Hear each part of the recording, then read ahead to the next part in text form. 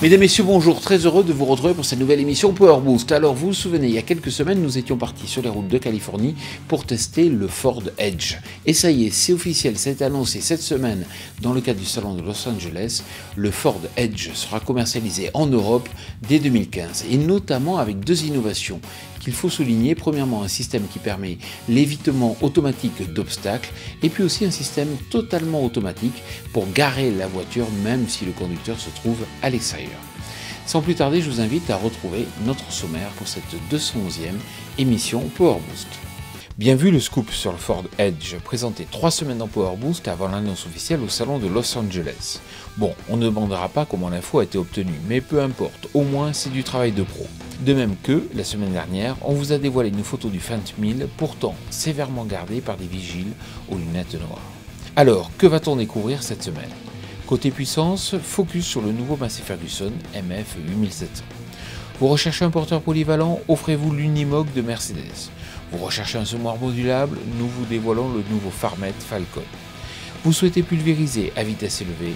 Nous vous avons trouvé le Rogator RG700, digne successeur du Supra Coupe. Côté nouvelle technologie, un entrepreneur nous explique pourquoi il est entré dans une logique de modulation des intrants. Ne ratez pas aussi la méthode proposée par Manitou pour que demain, les constructeurs télescopiques puissent afficher clairement leur consommation de carburant selon des cycles bien définis et donc comparables. Côté actu, nous ferons un point sur le record de fréquentation du salon Agritechnica et sur le bilan des ventes de tracteurs en France au mois d'octobre. Vous retrouverez aussi notre question qui tue que nous avons directement posée au patron Europe de KZH, sans oublier notre célèbre jeu, le Tractor Blind Test. Top départ pour la 211e émission Power Boost.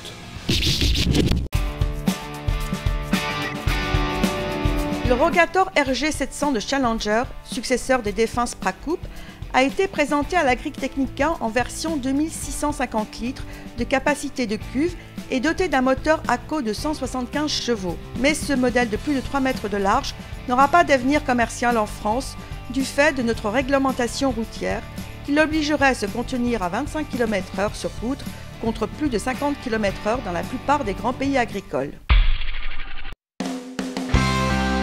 Le groupe ACO a inauguré le 19 novembre dernier à Beauvais sa seconde usine située sur la zone industrielle d'Allonnes. Ce nouveau site, qui a nécessité 15,5 millions d'investissements, fabrique des cabines mais dispose également d'un centre de formation commerciale internationale pour la marque Massey Ferguson qui permettra d'accueillir 1500 stagiaires par an. Les travaux qui ont duré 7 mois ont nécessité l'intervention d'une vingtaine d'entreprises, à 50% de Beauvais et à 80% de l'Oise. Beauvais 2 emploie 150 salariés. L'Epandix 430 HD de la société Agrotronics est un nouveau type de boîtier couleur à écran tactile à régulation des PAE en boucle fermée. Ce boîtier intuitif et plus ergonomique succède à l'Epandix 300 et sera disponible fin 2013 pour environ 2 000 €.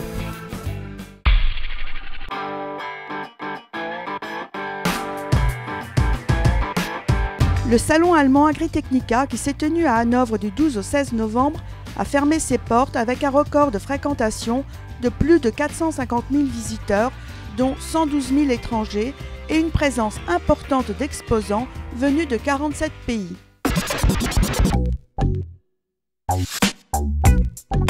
Selon Axema, en octobre 2013, il a été immatriculé 3173 tracteurs agricoles neufs contre 3341 sur la même période en 2012, soit une baisse de 5%. Il a certes un nouveau look, mais tous les passionnés de l'Unimog vont retrouver les fondamentaux de ce porteur polyvalent. Mercedes présentait lors du dernier Agritechnica son porte-outil Unimog. Il est doté d'une transmission intégrale, d'un train de roulement évolué, d'une importante garde au sol et d'un blocage différentiel sur les deux ponts. Les pneumatiques intègrent un système de régulation de la pression. Cet Unimog peut atteindre les 90 km/h sur route. Il est équipé de 4 emplacements de montage de carrosserie et d'équipement, ainsi que de systèmes d'entraînement mécanique, hydraulique et électrique pour les outils. Plus de 1000 applications sont possibles avec ce véhicule, que ce soit avec ou sans outils. Pour pouvoir comparer de façon objective la consommation des télescopiques, un peu comme cela se fait pour les voitures, Manitou propose une méthode.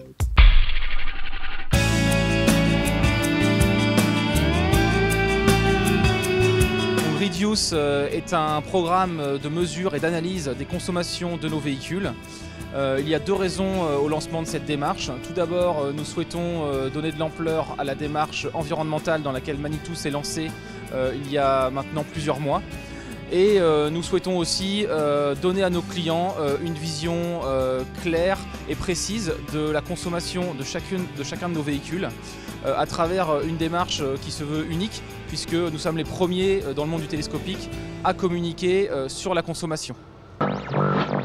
Cela a été une des grandes nouveautés du salon Agritechnica, il s'agit du Massey Ferguson 8700.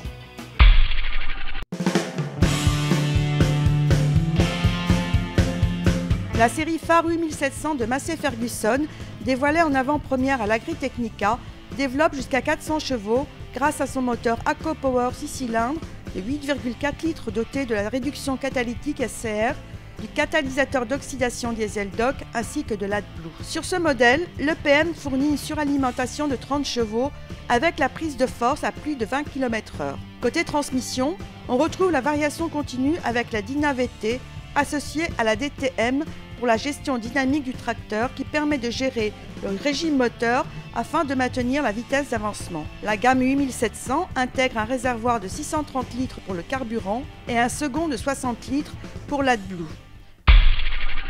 Ce nouveau semoir est particulièrement intéressant parce qu'il est totalement modulaire. Vous allez pouvoir découvrir le nouveau semoir Farmet Falcon.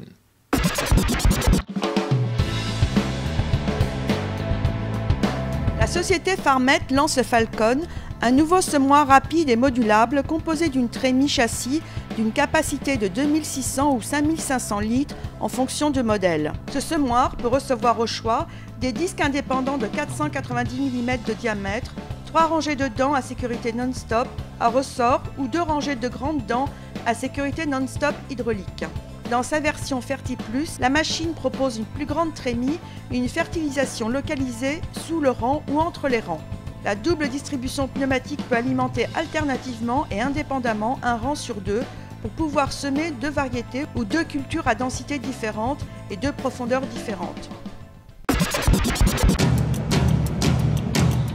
Ça va sûrement apporter un plus dans l'agriculture, oui. Donc d'un point de vue environnemental, c'est aujourd'hui intéressant et important. Ça permet de réduire les doses d'intrants et ça permet de faire d'abord des économies. C'est indispensable de toute façon, c'est indispensable. C'est très facile d'utilisation. c'est indispensable. Alors là, on a vu qu'on pouvait faire des économies substantielles quand même. C'est ce que je recherche.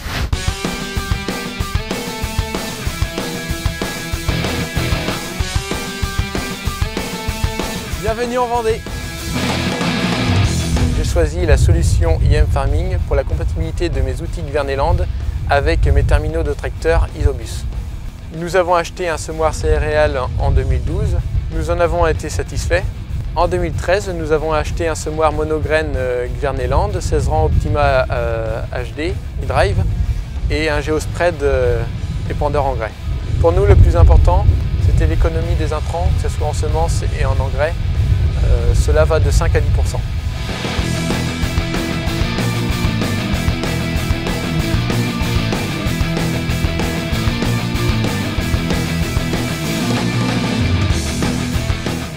Le point fort du semoir Optima HD, c'est la simplicité et la polyvalence.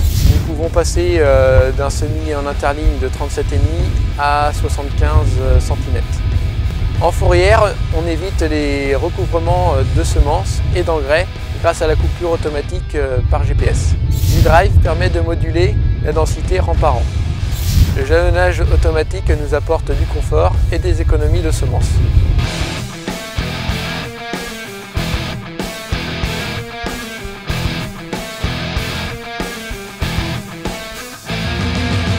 Ce que j'apprécie du Geospread, c'est l'économie d'engrais de 5 à 10% avec la coupure de tronçon de 2 mètres. Ce qui fait la différence, c'est la possibilité de réduire la largeur de la nappe de l'extérieur vers l'intérieur, mais aussi de l'intérieur vers l'extérieur. Le Geospread est facile à régler et la pesée est précise. Je pratique déjà la modulation d'engrais. Je peux le faire également avec le semoir monograine et céréales. Avec le IM Farming, je suis prêt pour le futur.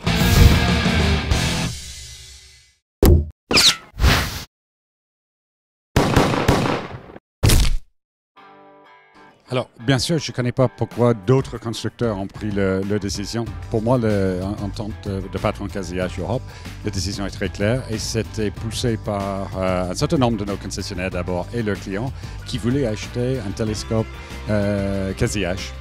Nous avons la technologie, les compétences, la connaissance de ce produit à l'intérieur de notre propre société. Donc nous avons décidé d'offrir la possibilité d'acheter ce produit Quasi-H à nos concessionnaires et clients. Le lancement va être à partir de juin l'année prochaine, 2014, avec une montée progressivement en volume pour avoir un volume complet à la fin de l'année prochaine.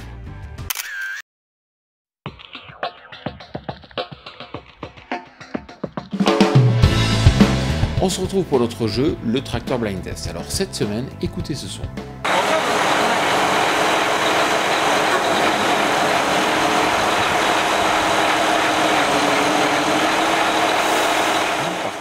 Vous avez reconnu, c'est très simple, il suffit d'inscrire votre réponse sur notre page Facebook.